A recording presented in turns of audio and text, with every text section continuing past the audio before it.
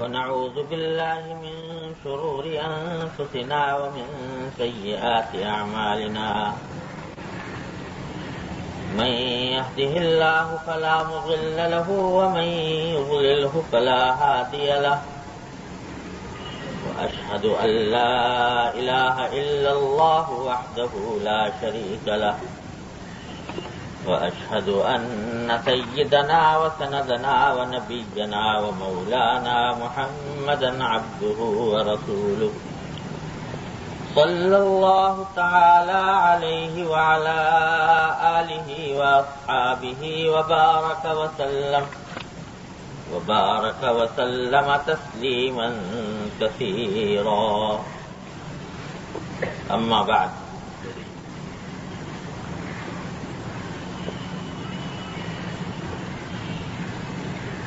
حضرت عائشہ صدیقہ رضی اللہ تعالی عنہا سے روایت ہے، وہ فرماتی ہیں کہ جاء اعرابی الی النبی صلی اللہ علیہ وسلم فقال اتقبلون صبیانکم فما نقبلهم فقال النبی صلی اللہ علیہ وسلم اوا املک لک ان نزع اللہ من قلبک الرحمہ.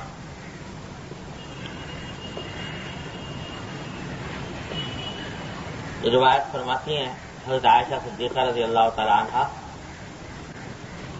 کہ ایک مرتبہ نبی کریم صلی اللہ علیہ وسلم کے پاس ایک اعرابی آیا. اعرابی یعنی دیہاتی شخص.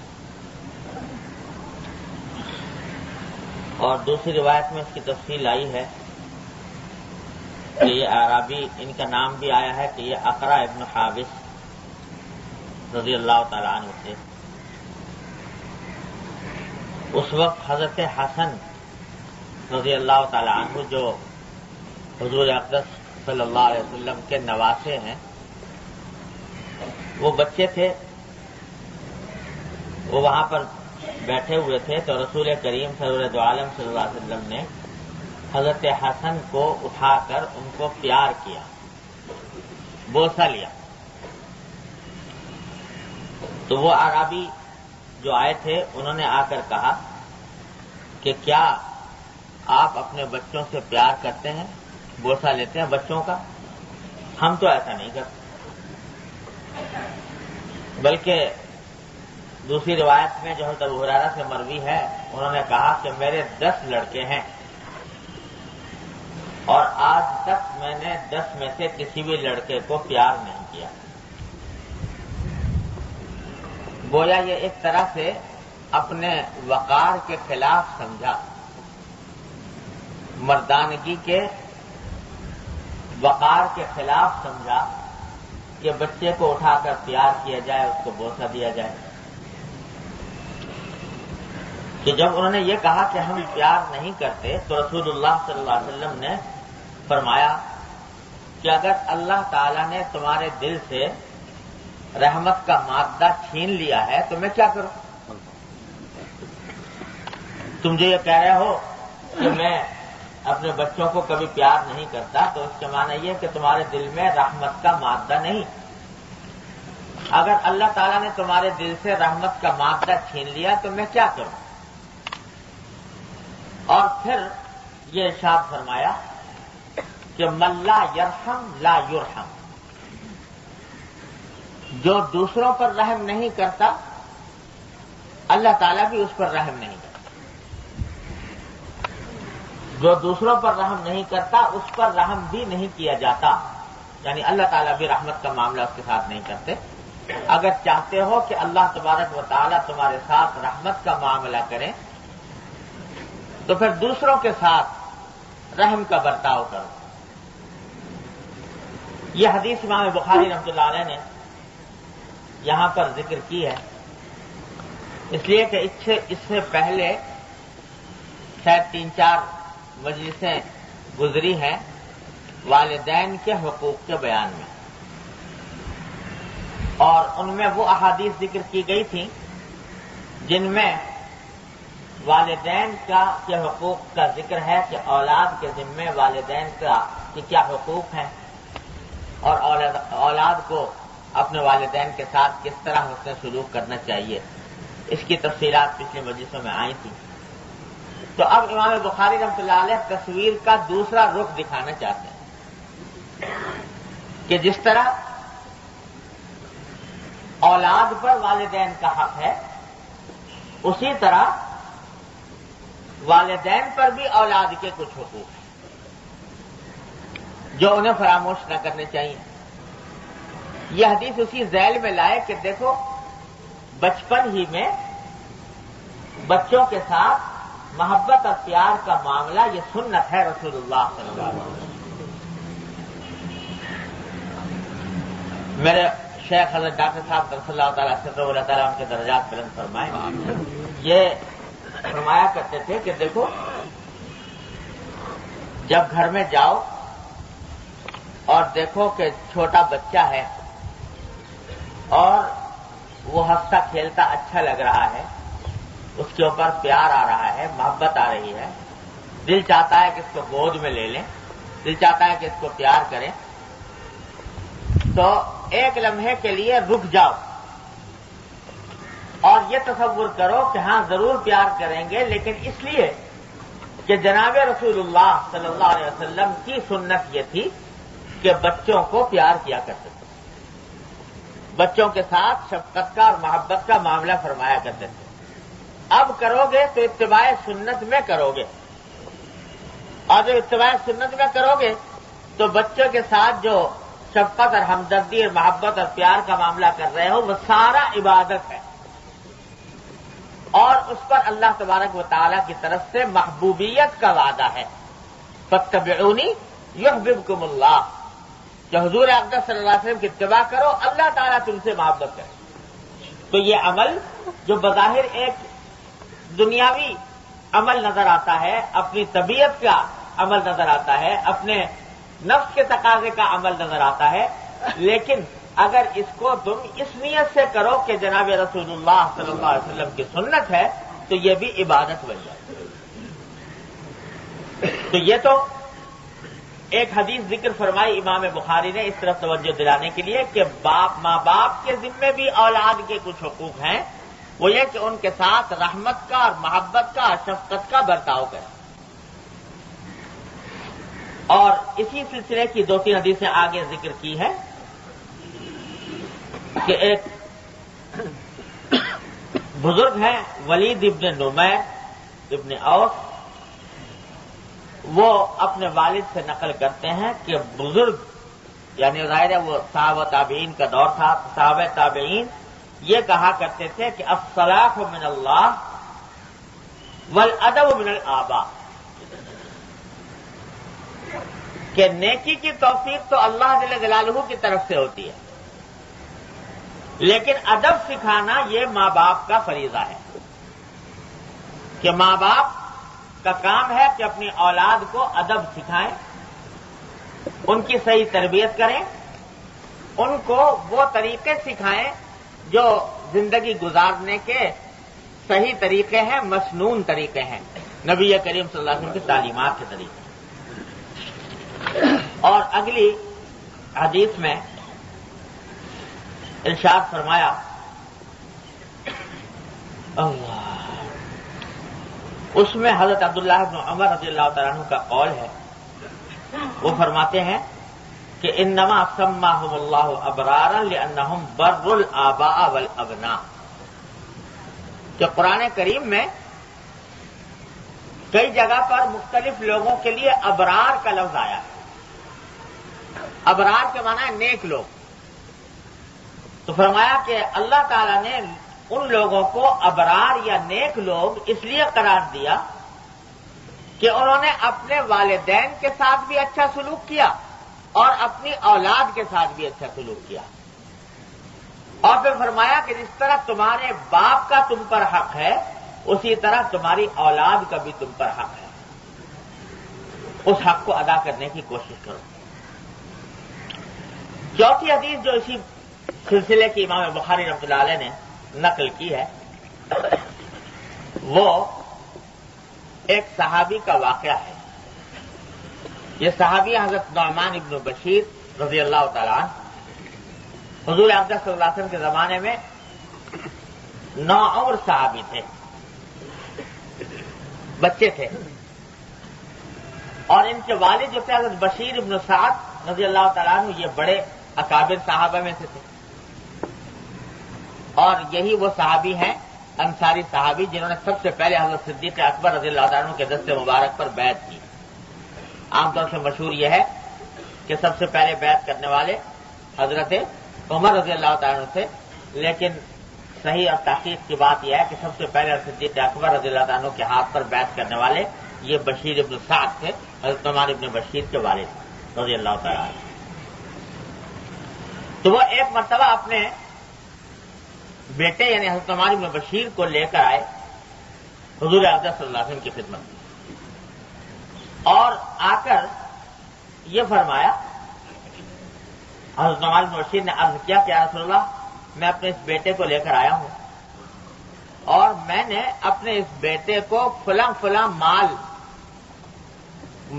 ہبہ کر دیا ہے، یعنی تحفے کے طور پر اس کو دے دیا ہے۔ بعض روایتوں میں آتا ہے کہ یہ کوئی باغ تھا جو دے دیا ہے، تو میں آپ کو اس بات پر گواہ بنانے کے لیے آیا ہوں کہ آپ اس بات کے گواہ رہیں کہ میں نے اپنے اس بیٹے کو فلاں جائیداد اس کو ہبہ کر دی ہے، اس کو دے دی ہے۔ حضور اقدس نبی کریم صلی اللہ علیہ وسلم نے فرمایا کہ یہ تو تم کہہ رہے ہو کہ میں نے پوری جائیداد اسے ایک بیٹے کو دے دی، تو کیا تمہارے اور جو اولاد ہیں کیا سب کو تم نے برابر اتنا ہی دیا؟ انہوں نے کہا نہیں، میں نے تو اور اولاد کو تو نہیں دیا، اس کو دیا۔ تو حضور اقدس صلی اللہ علیہ وسلم نے فرمایا اس کے جواب میں کہ پھر میں اس ہبے کے اوپر گواہ نہیں بن سکتا، اور بعض روایتوں میں آتا ہے کہ فلا اشہد علی جور، ظلم کے کسی معاملے پر میں گواہ بننے کو تیار نہیں۔ یعنی ایک بیٹے کو تو تم نے منظور نظر بنا کر اپنی جائیداد اس کی طرف منتقل کر دی، اور دوسری اولاد دیکھتی رہ گئی، تو یہ ظلم ہے اور شرعاً جائز نہیں، میں اس کے اوپر گواہ بننے کو تیار نہیں۔ دوسری روایات سے معلوم ہوتا ہے کہ اصل میں ہوا یہ تھا کہ حضرت نعمان ابن بشیر رضی اللہ تعالیٰ عنہ کی دو بیویاں تھیں، ایک بیوی سے کچھ اولاد تھی اور دوسری بیوی جن سے نکاح کیا تھا ان سے یہ نعمان ابن بشیر رضی اللہ عنہ پیدا ہوئے تھے۔ تو وہ بیوی جو تھی، دوسری بیوی، وہ ہر وقت ان کے اوپر زور ڈالتی رہتی تھی کہ یہ میرا بیٹا ہے، اس کو تم کوئی خصوصی طور پر اپنی جائیداد کا کوئی حصہ ایسا دے دو کہ تاکہ میں مطمئن ہو جاؤں کہ میرا بیٹا جو ہے وہ بڑا ہو کر کوئی کسی کا محتاج نہیں رہے گا۔ تو ان کے دباؤ میں آ کر انہوں نے وہ اپنا باغ جو ہے وہ ہبہ کرنے کا حکم دے دیا تھا۔ تو حضور اقدس صلی اللہ علیہ وسلم نے اس کو منع فرمایا اور بعد میں فرمایا کہ ردہ، جو تم نے دیا ہے یہ واپس لو، کیونکہ حکم شریعت کا یہ ہے کہ جب کوئی شخص اپنی زندگی میں اپنی اولاد کو کوئی ہبہ کرے یعنی کوئی چیز دے تو ساری اولاد کو برابر دینا چاہیے، یہاں تک کہ اس میں حکم یہ ہے کہ بیٹے اور بیٹی میں بھی کوئی فرق نہیں۔ میراث میں تو فرق یہ ہوتا ہے کہ مرنے کے بعد جو آدمی کی میراث تقسیم ہوتی ہے تو اس میں اللہ تعالیٰ نے یہ فرمایا کہ بیٹے کا حصہ دگنا اور بیٹی کا اکہرا، لیکن زندگی میں اگر اولاد کو مال تقسیم کرنا ہو تو اس میں یہ حکم نہیں، اس میں حکم ہے سب کو برابر، وہ چاہے بیٹا ہو یا بیٹی ہو، وہ نرینہ اولاد ہو یا لڑکیاں ہوں، سب کو برابر دینا ضروری ہے۔ یہ کرنا کہ کسی کو نواز دیا اور کسی کو چھوڑ دیا، یہ ماں باپ کے لیے ایسا کرنا جائز نہیں، سب کو برابر دیں۔ اب یہ بعض اوقات یہ حکم علیحدہ ہے کہ بعض اوقات کوئی اولاد نافرمان ہوتی ہے، تو اس کی نافرمانی کی وجہ سے باپ جو ہے اسے ناراض ہے اور اس کی وجہ سے اس کو نہیں دیا، اور کوئی اولاد ہے جو بڑی مطیع فرما بردار ہے، بڑی خدمت گزار ہے، اس کی وجہ سے اس کو کچھ زیادہ دے دیا، یہ الگ بات ہے، یہ جائز ہے۔ لیکن عام حالات میں جب کہ کوئی امتیاز کی وجہ نہ ہو تو سب کو برابر دینا ضروری ہے، لڑکے اور لڑکی سب کو۔ اس معاملے میں بڑی بے احتیاطیاں ہمارے معاشرے کے اندر پائی جاتی ہیں۔ نبی کریم صلی اللہ علیہ وسلم کے اس ارشاد کو اچھی طرح سمجھ لینا چاہیے کہ اس کو ظلم قرار دیا نبی کریم صلی اللہ علیہ وسلم، سب کو برابر۔ چھوٹا موٹا جو تھوڑا بہت فرق ہو جائے، جو عام طور سے ہو جایا کرتا ہے، اس کی وجہ سے کوئی شکایت کسی کو پیدا نہیں ہوتی، وہ الگ بات ہے۔ لیکن اگر جائیداد تقسیم کرنی ہے، اپنی املاک دینی ہے، تو پھر سب کو برابر دینا چاہیے اور اس کا حساب ماں باپ کو رکھنا چاہیے۔ یہ نہ ہو کہ کسی اولاد کے ساتھ زیادتی ہو جائے۔ تو یہ حدیث بھی اسی سلسلے کی ہے کہ جس طرح والدین کے حقوق اولاد پر ہیں، اسی طرح اولاد کے حقوق بھی والدین پر ہیں، اور والدین کو چاہیے کہ وہ ان حقوق کا لحاظ کریں۔ والدین تو بے شک یہ کہا گیا، اولاد سے تو بے شک یہ کہا گیا کہ بھئی ماں باپ جو بھی کہیں ان کی اطاعت کرو اور ان کے ساتھ اس نے سلوک کرو، لیکن ساتھ ہی والدین سے یہ کہا گیا ہے کہ تم اولاد کے ساتھ رحمت کا، شفقت کا، محبت کا، ہمدردی کا، مساوات کا، برابری کا معاملہ کرو۔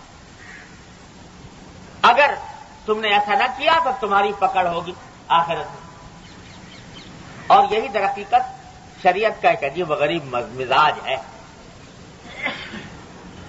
مزاج یہ ہے کہ ہر ایک شخص کو شریعت اس کے فرائض کی طرف متوجہ کرتی ہے۔ تمہارا فرض یہ ہے۔ آج کی دنیا ہے حقوق کی دنیا، ہر ایک آدمی اپنے حقوق مانگ رہا ہے، جس کو دیکھو اپنے حقوق کے لیے جنگ کرنے کو تیار ہے، دفاع کرنے، حقوق کے تحفظ کے لیے انجمن تحفظ حقوق فلاں، انجمن تحفظ حقوق فلاں۔ ہر ایک آدمی اپنے حقوق مانگ رہا ہے، مجھے میرا حق دو۔ مزدور ہے وہ کہتا ہے انجمن تحفظ حقوق مزدوران، اور اگر کوئی آجر ہے، کوئی مزدور رکھنے والا ہے تو وہ اپنے تحفظ حقوق کی انجمن بنائے ہوئے ہیں۔ مرد عورتیں جو ہے اپنے تحفظ حقوق کی انجمن بنائے ہوئے ہیں اور مرد اپنوں کی بنائے ہوئے ہیں۔ تو ہر ایک آدمی اپنے حقوق مانگ رہا ہے، میرا حق دو، میرا حق دو، میرا حق دو۔ لیکن اس بات کی پرواہ نہیں کہ میں جو حق مانگ رہا ہوں تو میرے ذمے بھی کسی کے کچھ حقوق ہیں، میرے ذمے بھی کچھ فرائض ہیں، وہ فرائض ادا کروں تو بے شک مجھے حق ہے کہ میں حق بھی مانگوں، لیکن اپنے فرائض کی فکر نہیں، اس سے غافل ہیں اور اپنے حقوق کو مانگنے کے لیے تیار ہیں۔ اللہ، یہ حدیث بڑی یاد ہوتی ہے لوگوں کو کہ آت الاجیر اجرہ قبل ان یجف عرقہ، کہ مزدور کی مزدوری ادا کرو اس کا پسینہ خشک ہونے سے پہلے۔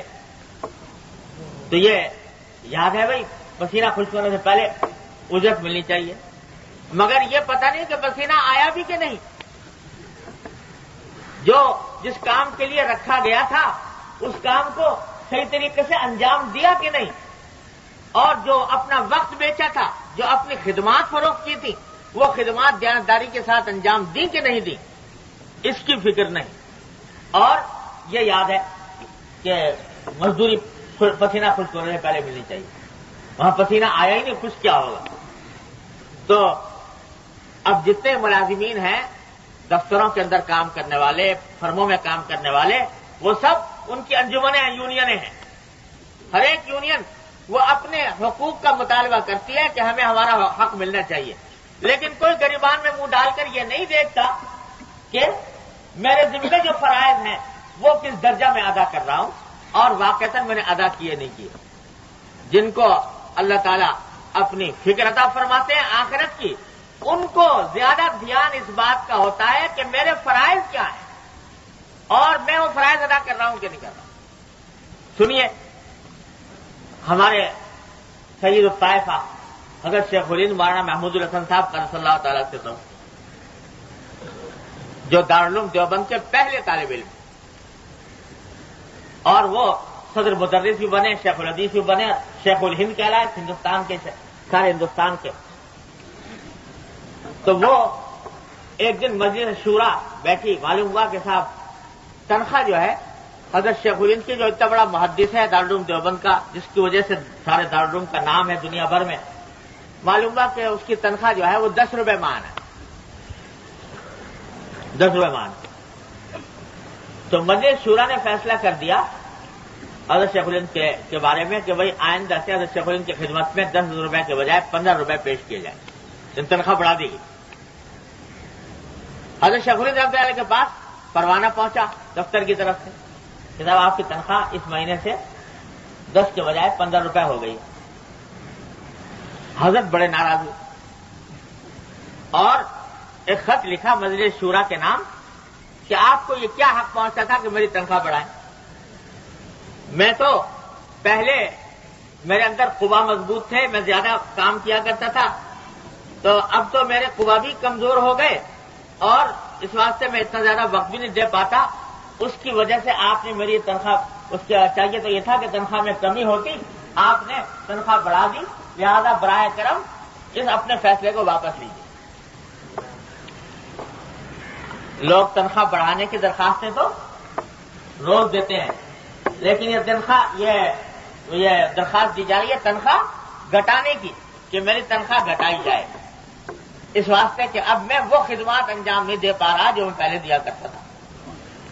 یہ ہے کہ دھیان اس پر ہے کہ میرے فرائض کیا ہیں, میں فرائض ادا کر رہا ہوں کہ نہیں کر رہا, کس درجے میں کر رہا ہوں.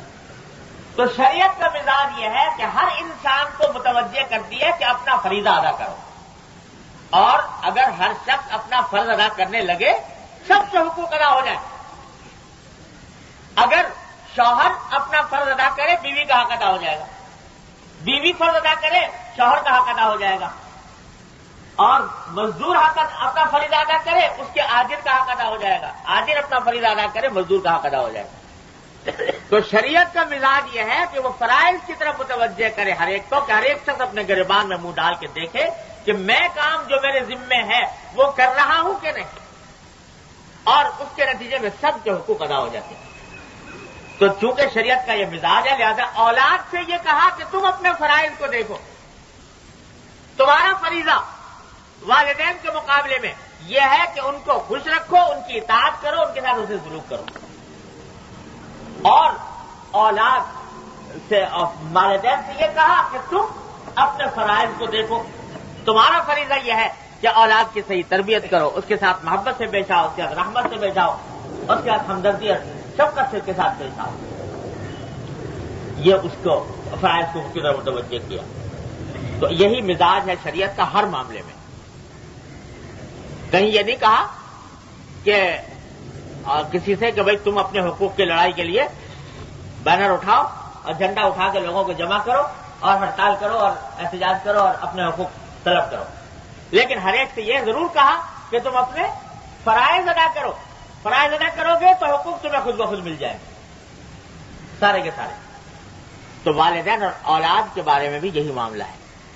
تو بھائی جس طرح اولاد کے ذمے ضروری ہے کہ والدین کی اطاعت کریں, اسی طرح والدین کے ذمہ ہے کہ وہ اپنی اولاد پر ناواجبی بوجھ نہ ڈالیں, ان کے ساتھ ناانصافی کا معاملہ نہ کریں, ان کے ساتھ کوئی ایسی سختی کا معاملہ نہ کریں جو ان کے لیے ناقابل تحمل. ایسا بول اب یہ سن لیا کہ ساری حدیثیں وہ پڑھ لی کہ بھائی اولاد کو چاہیے کہ ابھی حدیث پیچھے گزری تھی کہ فرمایا کہ تم اپنے والدین کی اطاعت کرو چاہے تمہیں دنیا سے ہاتھ دھونا پڑے. یہ پڑھ لی. اب کوئی باپ صاحب وہ یہ سوچیں کہ بھئی یہ حکم تو اولاد کو یہ ہے, لہذا اب وہ اس کے اوپر اس سے ایسے مطالبات شروع کر دیں کہ جو اس کی استطاعت سے باہر ہے, تو یہ اس کے لیے بالکل حرام ہے, ناجائز ہے.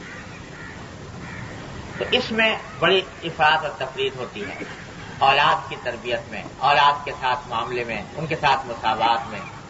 خاص طور سے جو بڑا مسئلہ کھڑا ہوتا ہے وہ اولاد کی شادی کے بعد. اولاد کی ہو گئی شادی اور بہو گھر میں آ گئی, تو اب ایک لامتناہی سلسلہ لڑائی جھگڑے کا اور افراد تفرید کا، زیادتیوں کا، شکایتوں کا شروع ہو جاتا ہے۔ ساس بہو کے جھگڑے ہمارے معاشرے کا ایک لازمی حصہ بن گئے۔ کیوں بن گئے؟ اس لیے بن گئے کہ شریعت کی ہدایات سے واقفیت نہیں، اور اگر واقفیت ہے تو اس پر عمل کا اہتمام نہیں۔ اگر شریعت کے دائرے میں رہتے تو کبھی یہ جھگڑے پیدا نہ ہوتے۔ یہ جھگڑے اس لیے پیدا ہوتے ہیں کہ شریعت کے احکام سے بے خبر۔ افراد تفریط یہ ہوتی ہے کہ لڑکے کی شادی ہوئی، بہو گھر میں آئی تو بعض اوقات تو لڑکوں کی طرف سے یہ زیادتی ہوتی ہے کہ جن ماں باپ نے ساری عمر پالا پوسا اور مشقتیں اٹھا کر جوان کیا اور امنگوں مرادوں سے شادی کی، ان کو تو بٹھا دیا پسے پشت اور ڈال دیا بالائے طاق، اور بیوی کے کہنے میں اس طرح آ گئے کہ اس کے نتیجے میں والدین کے حقوق پامال کرنے لگے۔ الیاذ باللہ۔ بیوی صاحبہ بھی یہ آتی ہیں تو وہ یہ سمجھتی ہیں کہ میری چودراہٹ اسی وقت قائم ہوگی جبکہ یہ ساس صاحبہ کا جو اثر و رسوخ ہے وہ گھر سے ختم ہو، اور کم از کم میرا شوہر جو ہے وہ میرا مطیع بنے اور ساس سے کٹ جائے۔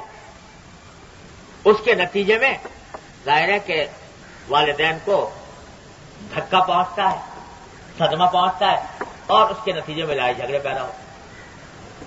بعض جگہ معاملہ اس سے الٹ ہوتا ہے کہ والدین یہ سمجھتے ہیں کہ یہ بہو جو آئی ہے یہ ہمارے گھر میں ہمارے لیے ایک خادمہ اور ایک کنیز بن کر آئی ہے، لونڈی بن کر آئی ہے، اور اگر لڑکے کے اس کو یہ چاہیے کہ یہ ہماری خدمت کرے اور ہماری خدمت کے لیے وقف ہو جائے۔ حالانکہ یاد رکھو کہ اولاد کے ذمے تو ہے خدمت اپنے والدین کی، لیکن بہو کے ذمے ساس اور سسر کی خدمت کوئی واجب نہیں۔ وہ اگر اپنی سعادت سے، اپنی بھلمنسی سے اپنے لیے باعث اجر سمجھ کر خدمت کرے، اس کے لیے بہت بڑی سعادت کی بات ہے، اجر و ثواب کی بات ہے، اور آپس میں اچھے تعلقات قائم کرنے کے لیے نہایت مفید بھی ہے۔ لیکن اس کے ذمے کوئی واجب نہیں، فرض نہیں کہ وہ اپنے ساس سسر کی خدمت کرے۔ یہ اس کے ذمے فرض نہیں، واجب نہیں۔ ہاں، بیٹے کے ذمے ہے فرض کہ وہ اپنے والدین کی خدمت کرے، وہ خود کرے اور اپنے خدمت کا حق ادا کرنے کی کوشش کرے جتنا ہو سکے، اس کے ذمے فرض ہے، لیکن بہو کے ذمے کوئی فریضہ نہیں۔ ہمارے معاشرے میں چونکہ ہم رہے ایک عرصے دراز تک ہندوؤں کے ساتھ، ہندو سوسائٹی ہمارے ساتھ بالکل گھلی ملی رہی، اور ہندوانہ بہت سی ہندوانہ رسمیں یہ ہمارے معاشرے کے اندر پھیل گئی، اور ہندوؤں کے معاشرے میں صورتحال یہی ہوتی تھی کہ بہو جو گھر میں آتی تھی وہ سارے گھر والوں کی مشترک لونڈی تھی، بلکہ یہ کہا جاتا ہے کہ جو شادی کے موقع پر دلہن کو نتھ پہنائی جاتی ہے، ناک میں نتھ پہنائی جاتی ہے، اس کے بارے میں بعض لوگ کہتے ہیں کہ اس کی اصل یہ ہے کہ یہ ایک غلامی کی علامت ہے کہ اب اس کے ناک میں نتھ پہنا دی گئی، یعنی اب یہ شوہر اور اپنی سسرال کی غلام ہے، اس کی کنیز ہے، لہذا سارے سسرال والوں کو حق پہنچتا ہے کہ اس کے اوپر حکم چلائے، اور اس کے ذمہ یہ فرض ہے کہ سب کی خدمت انجام دیں۔ تو یہ ہندوؤں کا معاشرہ تھا، ہندوؤں کا طریقہ کار تھا، اسی سے کے پاس رہتے رہتے ہمارے اندر بھی یہ باتیں سرایت کر گئیں کہ آنے والی بہو کو یہ سمجھا کہ یہ ہماری کنیز، ہماری خدمت گزار ہے، اس کے ذمہ ہماری خدمت۔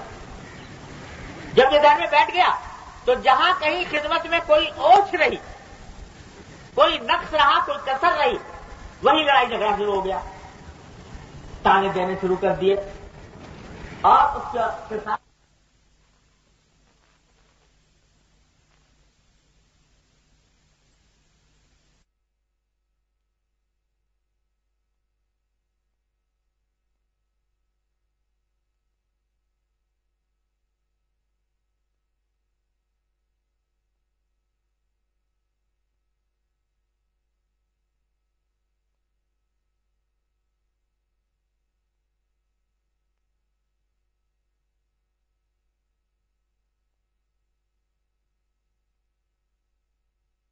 جو حضور اقدس نبی کریم صلی اللہ علیہ وسلم کے عہد مبارک میں، بلکہ حضرات صحابہ کرام کے عہد مبارک میں عام طور سے رواج یہ تھا کہ جب لڑکے کا نکاح ہوا، بیوی آئی، تو عام طور سے اس کا گھر بھی الگ ہو جاتا تھا، وہ الگ گھر میں اپنی بیوی کے ساتھ رہتا تھا، تو وہاں ساتھ رہنے کے اندر جو یہ مسائل پیدا ہوتے ہیں یہ بہت شاذ و نادر کہیں دیکھنے میں آتے تھے، لیکن اس واسطے کہ جب ہوئے تو الگ کیا اور دونوں اپنے ایک دوسرے کے حقوق ادا کرنے کی فکر میں ہے، تو یہ مسائل پیدا نہیں ہوتے۔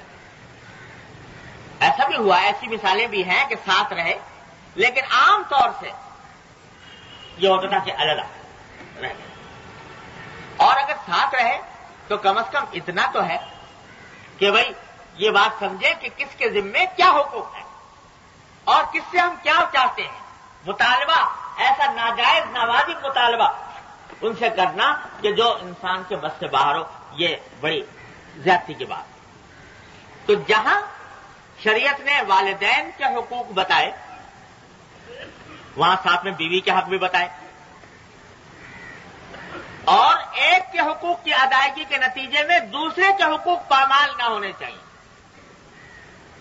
یہ نہ ہو کہ وہ والدین کے حقوق ادا کرنے شروع کیے تو بیوی کا حق پامال کرنا شروع کر دیا، یا بیوی کے حقوق ادا کرنے شروع کیے تو والدین کے حق پامال کرنا شروع کر دیا، بلکہ دونوں میں توازن برقرار رکھنا ضروری ہے، اور یہی توازن وہ ہے جو پل صراط ہے، یہی توازن پل صراط۔ سارا دین جو ہے در حقیقت توازن برقرار رکھنے کا نام ہے، حقوق میں توازن، ذمہ داریوں میں توازن، اپنے اوپر کیا فرائض ہیں ان کے درمیان توازن، کہ ہر وقت پر اس کا حق ادا ہو، ہر موقع پر اس وقت کا تقاضا پورا ہو اور اس کا حق ادا ہو۔ والدین کے پاس جائے آدمی، والدین کے ساتھ کا حق ادا کرے، اور بیوی کے پاس جائے تو بیوی کا حق ادا کرے، ایک کا حق دوسرے کے حق میں رکاوٹ نہ بنے۔ تو اب یہ ہوتا ہے کہ صاحب کوئی ڈھلک گیا والدین کی طرف، تو اس نے والدین جو کہہ رہے ہیں، اگر ظلم کرنے کو کہہ رہے ہیں بیوی کے اوپر تو ظلم چل رہا ہے، کیونکہ والدین نے کہہ دیا، بھائی ہمارے باپ نے کہہ دیا، ہماری ماں نے کہہ دیا، اس کی جواب نہیں کر سکتے، حالانکہ جو کہہ دیا وہ ظلم ہے، اور ان کے کہنے کی وجہ سے کوئی ظلم کرنا حلال نہیں، حرام ہے۔ باپ نے کہہ دیا کہ اگر تو نے اپنی اس بیوی کے ساتھ فلاں معاملہ نہ کیا تو تو میرا بیٹا نہیں۔ اب باپ نے یہ کہہ دیا، اب جناب وہ صاحبزادے جو ہیں انہوں نے کہا بھائی اگر یہ کروں گا تو باپ کی نافرمانی ہوگی، لہذا ظلم کر رہے ہیں لڑکی کے اوپر، زیادتی ہو رہی ہے، تو یہ کسی طرح حلال نہیں۔ ایسی صورت میں باپ کا حکم ماننا یا ماں کا حکم ماننا، جبکہ معلوم ہو رہا، آنکھوں سے نظر آ رہا ہو کہ یہ بات ظلم کی بات ہے، اس وقت میں ماننا حکم جائز نہیں شریعت میں۔ میں جو پچھلی مرتبہ آپ کو سنایا تھا کہ باپ نے کہہ دیا کہ اگر تو میرا بیٹا ہے تو اس کو طلاق دے بیوی کو، حالانکہ بظاہر حقیقت میں کوئی اس میں خرابی نہیں ہے ایسی کہ جس کی وجہ سے اس کو طلاق دی جائے، تو شریعت کا حکم یہ ہے کہ ایسی صورت میں باپ کا ماں کا حکم ماننا واجب نہیں ہے۔ ماں باپ سے کہے آج جسے کہ بھئی آپ کا حکم اپنے سراخوں پر، آپ کے احکام سراخوں پر، لیکن یہ جو میرے ساتھ ایک زندگی کا سوال ہے اس کا وہ اللہ نے میرے ساتھ وابستہ کی ہے، میں اس کو یہ آپ کی اور ہر حکم مان لوں گا کہ لیکن یہ نہیں کروں۔ فاروق اعظم رضی اللہ عنہ کی مثال بعض لوگ دیا کرتے ہیں کہ عبداللہ بن عمر رضی اللہ عنہ نے کو کہا تھا فاروق اعظم رضی اللہ عنہ نے کہ اپنی بیوی کو طلاق دے دے، حضور اقدس صلی اللہ علیہ وسلم سے مشورہ کیا، آپ نے فرمایا کہ ہاں دے دو۔ تو بھائی کہاں فاروق اعظم اور کہاں نبی کریم صلی اللہ علیہ وسلم اور کہاں ہمارے دور کے لوگ؟ وہ آنکھوں سے دیکھ کر مشاہدہ کر کے ان کے اوپر وحی آ رہی تھی، اس وحی کی بنیاد پر حکم دے رہے تھے، جانتے تھے کہ اس کا ساتھ رکھنا مناسب نہیں ہے، لیکن آج کوئی ماں یا باپ یہ دعویٰ نہیں کر سکتا کہ میرے اوپر وحی آتی ہے اور علم غیب مجھے ہوتا ہے اور میں جانتا ہوں کہ اس کے اندر یہ خرابی ہے، اس کو علیحدہ ہو جانا چاہیے.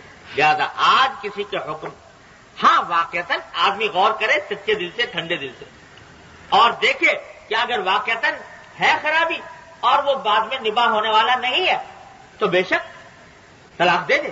لیکن محض اس بنا پر کہ والدین نے کہہ دیا، اس بنا پر طلاق دینا کوئی ضروری نہیں ہوتا. کوئی شرط پتہ نہیں کتنے لوگ مجھ سے ہر وقت پوچھتے رہتے ہیں، کوئی ٹیلی فون پر خط میں، اور لوگ لکھتے رہتے ہیں کہ صاحب ہمارے والدین کہہ رہے ہیں کہ طلاق دے دو. تو ہمیں خطرہ ہے کہ اگر طلاق نہ دیں گے تو والدین کی نافرمانی کے مجرم ہوں گے. تو خوب سمجھ لو کوئی نافرمانی نہیں ہوتی اس میں، اور اس کے اوپر کوئی، اللہ تبارک و تعالیٰ نے ہر چیز کا کانٹا مقرر کیا ہے. وہ کام اسی حد تک کرنا ہے جس حد تک حضور اقدس نبی کریم صلی اللہ علیہ وسلم کی سنت ہے اور اللہ تبارک و تعالیٰ کا حکم ہے، اس سے زیادہ نہیں، نہ آگے نہ پیچھے.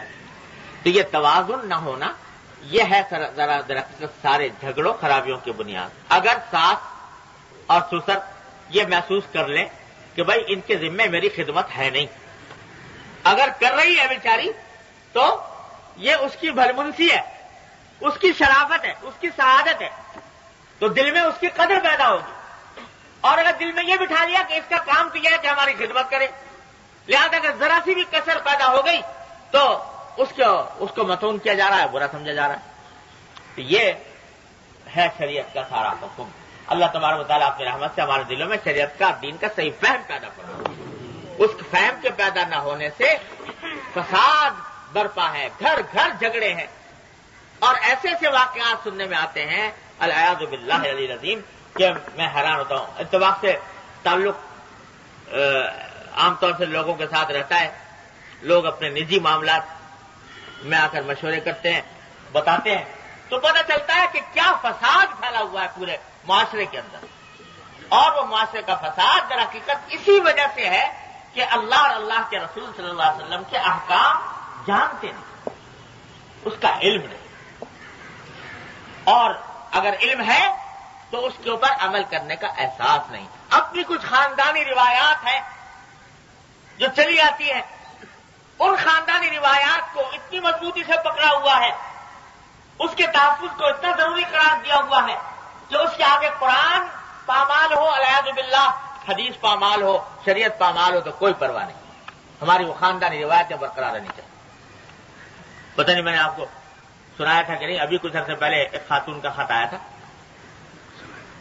کہ انہوں نے کہا کہ جی میرے پاس میرے رشتے آتے تھے، باپ نے یہ کہا کہ میں تو برادری سے باہر تیرا نکاح نہیں کروں گا. جتنے رشتے آنے تھے وہ آتے چلے گئے، سب برادری سے باہر کے سب کو انکار ہوتا رہا، یہاں تک کہ رشتے آنے بند ہو گئے. تو پھر مجھ سے حلف لیا باپ نے کہ میرے سامنے حلف اٹھاؤ کہ تو ساری عمر شادی نہیں کرے گی. باپ نے یہ حلف لیا اس سے. العیاذ باللہ، یہ ظلم نہیں تو اور کیا ہے.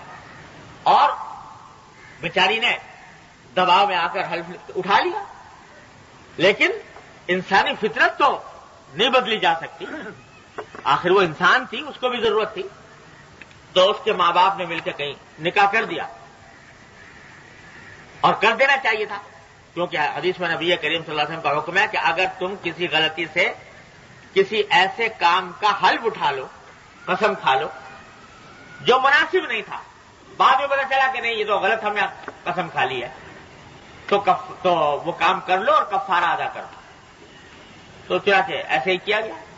لیکن باپ صاحب ہیں کہ اپنی خاندانی روایات پر اس طرح ڈٹے ہوئے ہیں کہ کہتے ہیں اب ساری عمر تیری شکل نہیں دیکھوں، اس واسطے کہ تو نے برادری سے باہر نکاح کر دیا.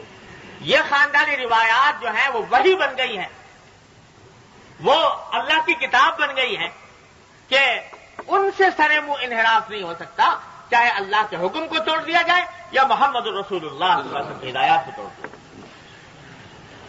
یہ ساری خرابی اس وجہ سے ہے. تو بھائی یہ جو احادیث ہم نے پڑھی ہے، اللہ تبارک و تعالیٰ اپنی رحمت سے ان پر عمل کی توفیق عطا فرمائے کہ دونوں چیزوں میں توازن رکھ کر چلنا ہے. والدین کے حقوق بھی پامال نہ ہوں، ان کی اطاعت بھی ہو، ان کی نافرمانی بھی نہ ہو، اور اس کے نتیجے میں کسی دوسرے کا حق بھی پامال نہ ہو. العیاذ باللہ. ایک بزرگ کا واقعہ لکھا ہے کہ ان سے کسی وقت والد نے کسی ایسی بات کی فرمائش کی جو ان کی نظر میں جائز نہیں تھا. اب مجھے تفصیل یاد نہیں کیا بات تھی، لیکن وہ جائز نہیں تھا. باپ نے کہا کہ تم کرو یہ کام. اب بڑے سٹ پٹائے، کیا کروں؟ کرتا ہوں تو ایک گناہ ہے، نہیں کرتا تو باپ کی نافرمانی ہے. تو اپنا امامہ اٹھا کر لائے اور لا کر والد کے قدموں میں رکھ دیا. کہا کہ ابا جان، میری ساری عزت، سارا وقار، سب کچھ آپ کے اوپر قربان، اور یہ میرا امامہ آپ کے قدموں میں ہے، میں آپ کے قدموں میں ہوں، آپ کی ہر طریقے سے خدمت اور اطاعت کرنے کو تیار ہوں، لیکن یہ عمل گناہ ہے. تو ابا جان اس میں معذرت چاہتا ہوں، یہ نہیں کرتا. اس طرح اب باپ سے معذرت کی، یعنی ایک طرف اس بات کو بھی لحاظ رکھا کہ گناہ نہ ہو، اور دوسری طرف اس بات کا لحاظ بھی رکھا کہ باپ کے ساتھ کوئی ادنا بے ادبی نہ ہو. تو انکار کرنے کے لیے یہ عنوان اختیار کیا کہ امامہ پاؤں میں رکھ دیا لجاجت کے ساتھ. تو یہ بھی ہے کہ آدمی وہ گناہ کا کام کرے تو نہیں، لیکن جب والد اور والدہ کے حکم کے خلاف کرنا ہو تو بس اپنے آپ کو مٹا دے، لجاجت کے ساتھ، عاجزی کے ساتھ، تضرع زاری کے ساتھ ان سے درخواست کرے کہ اس حکم سے مجھے آپ باز رکھیں. یہی ہے توازن. اور یہ توازن در حقیقت آتا نہیں بغیر صحبت. جب تک کہ صحبت نہ ہو اہل اللہ کی اور کسی شیخ کی صحبت میں آدمی نے رگڑے نہ کھائے ہوں، اس وقت تک یہ سلیقہ آتا نہیں کہ کس طرح توازن برقرار رکھا جائے. یہ جو بار بار عرض کیا کرتا ہوں کہ دین کی فہم وہ فہم بغیر اس کے نہیں آتی. کس مرحلے پر کیا طریقہ اختیار کرنا چاہیے، کس درجے میں کرنا چاہیے، یہ بزرگوں کی صحبت سے یہ چیز حاصل کرنے کی ہوتی ہے. لوگ جو ہے وہ سمجھتے ہیں کہ بزرگوں کے پاس آدمی اس لیے جاتا ہے کہ جا کے ان سے وظیفے پوچھے، کون سا وظیفہ پڑھوں، یا اس لیے جاتا ہے کہ ان سے دعا کرائے اپنے دنیاوی مقاصد کے لیے کہ صاحب میرا فلاں کام ہو جائے، میری ملازمت مل جائے، میری روزی میں ترقی ہو جائے، میرا قرضہ ادا ہو جائے، میری بیٹیوں کی شادی ہو جائے، وغیرہ وغیرہ دعا کرائیں. اس لیے جاتے ہیں. بعض اس لیے جاتے ہیں کہ صاحب وہاں جائیں گے تو شاید انہوں کوئی نگاہ ایسی ڈالیں گے کہ دل کی دنیا بدل جائے گی اور انقلاب آ جائے گا. یہ سب خرافات ہیں. یہ بزرگوں کے پاس جانے کا یہ منشا نہیں ہوتا. بزرگوں کے پاس جانے کا منشا اصل یہ ہے کہ دین کی صحیح سمجھ پیدا ہو.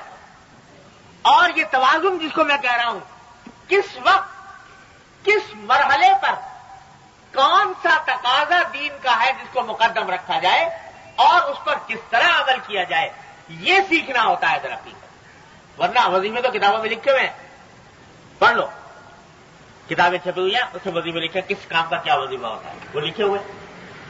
اور دعا جو ہے اس کے کرانے کے لیے ٹھیک ہے، دعا بھی کرانا اچھی بات ہے، لیکن یہ کہ وہ تم خط لکھ کے کرا لو، کسی سے بھی کرا لو، کوئی بھی اللہ کا نیک بندہ وہ اس سے کرا لو، خود کر لو. اللہ میاں نے دعا کے اوپر کوئی پابندی عائد نہیں کی کہ فلاں کی دعا قبول کروں گا، فلاں کی نہیں کروں گا.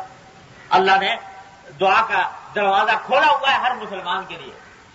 کیسا ہی ہو، گیا گزرا ہو، اللہ تعالیٰ نے دعا کے دروازے کھول رکھے. ہمارے حضرت والا فرمایا کرتے تھے، حضرت حکیم الامت رضی اللہ تعالیٰ عنہ کا ارشاد کہ دیکھو شیطان بھی جس وقت راندہ درگاہ ہو رہا ہے اس وقت بھی جاتے جاتے دعا مانگ گیا، دعا قبول بھی ہو گئی. نکالا جا رہا ہے جنت سے اور دھتکارا جا رہا ہے، اس وقت بھی دعا مانگ گیا جاتے ہوئے کہ اللہ مجھے اتنی مہلت دے دے کہ میری زندگی اتنی طویل کر دے کہ جب تک یہ لوگ دنیا میں حشر میں آئیں گے اس وقت تک میری زندگی بڑھا دے. تو باوجود اس حالت کے بھی دعا بھی کر دی اور اللہ میں نے قبول بھی کر لی، فإنک من المنظرین، کہ چل جا تیری دعا قبول ہو گئی اور اب تک تجھے زندگی رہے ملے گی آخر وقت تک۔ جب اللہ میں شیطان کی دعا قبول کر لیتے ہیں تو بہرحال ایک صاحب ایمان جو لا الہ الا اللہ محمد رسول اللہ پر ایمان رکھتا ہے، اس کی دعا نہیں قبول کریں گے۔ اللہ تبارک و تعالیٰ سے کیوں ایسی بدگمانی کرتے ہو؟ اللہ تبارک و تعالیٰ ہر ایک کی دعا سنتے ہیں، ہاں کیسا بھی ہو۔ اگر سچے دل سے مانگے اللہ تبارک و تعالیٰ سے تو اللہ تعالیٰ سب کی سننے والے ہیں۔ لہذا یہ تنہا یہ مقصد نہیں ہوتا کسی بزرگ کے پاس جانے کا کہ اس سے دعا کرائی جائے، یا یہ کہ صاحب جیسے لوگوں میں ہے کہ صاحب یہ کچھ نگاہ ایسی ڈالیں گے کہ دل چلنے لگے گا یا کوئی انقلاب واقع ہو جائے گا زندگی کے اندر، تو یہ اگر ایسا ہوتا تو ابو جہل کبھی اس ایمان سے محروم نہ ہوتا۔ نبی کریم سرور دو عالم صلی اللہ علیہ وسلم ایک نگاہ مبارک ڈالتے اور سب مسلمان ہو جاتے، اور آپ ایک مرتبہ توجہ فرماتے تو سب کے دل پھر جاتے۔ لیکن اگر سرکار دو عالم صلی اللہ علیہ وسلم کے زمانے میں ابو جہل اور ابو لہب تھے اور یقیناً تھے، تو یہ کوئی نہیں ہے ضروری کہ کسی باس کے پاس جا کر نگاہ ڈالنے سے اس کا حال بدل جائے گا۔ آدمی کو خود ہی کام کرنا پڑتا ہے، اور صرف یہ ہے کہ جانے کا منشا یہ ہوتا ہے کہ وہ راستہ درست کر دیتا ہے، رخ صحیح کر دیتا ہے، بتا دیتا ہے کہ اس مرحلے پر کیا کرنا چاہیے کیا نہیں کرنا چاہیے۔ جہاں کشمکش ہو، جہاں دو حقوق ٹکرا رہے ہوں، جہاں دو تقاضوں میں تصادم ہو رہا ہو، وہاں اس کی ہدایت آتی ہے کہ بھئی اس طرح عمل کرو، تو اللہ تبارک و تعالیٰ اس سے خوش ہوں گے۔ یہ ہے فائدہ اصل میں بزرگوں کے پاس جانے کا اور ان سے رجوع کرنے کا، یہ توازن پیدا کرنا، اس کے لیے ضرورت ہوتی ہے سوادت۔ تو جتنے بھی حقوق ہیں، جتنے بھی فرائض ہیں، کس وقت کس مرحلے پر کیا طرز عمل اختیار کروں، یہ دیکھو اور یہ پوچھو۔ لوگ خط بہت لکھتے رہتے ہیں، ہر ایک آدمی یہ پوچھتا ہے کہ جی فلاں چیز کی دعا کیا ہوتی ہے، فلاں چیز کا وظیفہ کیا ہوتا ہے، قرض ادا کرنے کا کیا وظیفہ ہوتا ہے، اور ملازمت ملنے کا کیا ہوتا ہے، بیٹیوں کے رشتے آنے کا کے لیے کیا دعا پڑے، وغیرہ وغیرہ۔ یہ سوال ہر ایک آدمی کرتا رہتا ہے، لیکن اصل سوال کرنے کے یہ ہے کہ کس وقت میں میرے ساتھ یہ واقعہ پیش آیا اور کس وقت میں میرے سامنے تقاضے مختلف تھے، مجھے کیا طرز عمل اختیار کرنا چاہیے تھا، اس میں سنت کا اور طریقت کا کیا طریقہ ہے۔ یہ ہے اصل چیز سمجھنے کی اور سیکھنے کی۔ اللہ تبارک و تعالیٰ اپنی رحمت سے، اپنے فضل و کرم سے ہم سب کو دین کی یہ فہم عطا فرمائے، اور اپنے نبی کریم صلی اللہ علیہ وسلم کی سنت کے مطابق تمام حقوق کو اپنی اپنی جگہ پر توازن کے ساتھ ادا کرنے کی توفیق عطا فرمائے۔ وآخر دعوانا الحمدللہ۔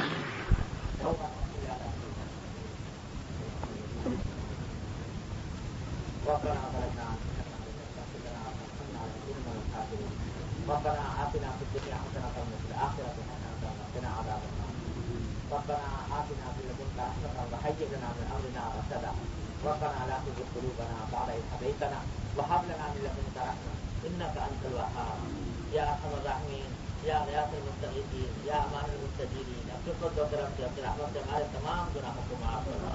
یا اللہ ہمارے تمام چھوٹے بڑے اگلے پچھلے خفیہ علانیہ ہر طرح کے گناہوں کو معاف فرما۔ یا اللہ ہر طرح کے شر سے فساد سے فتنہ سے ہماری حفاظت فرما۔ یا اللہ ہر طرح کے معصیتوں سے منکرات سے گناہوں سے ہمارے گھر والوں متعلقین احباب سب کی حفاظت فرما۔ یا اللہ ہم سب کو اتباع سنت کی توفیق عطا فرما۔ یا اللہ دین کی صحیح سمجھ عطا فرما۔ یا اللہ اس پر عمل کی توفیق عطا فرما۔ یا اللہ اس پر استقامت عطا فرما۔ یا اللہ ہر طرح کے فتنے سے، شر سے، فساد سے، منکرات سے ہماری حفاظت فرما۔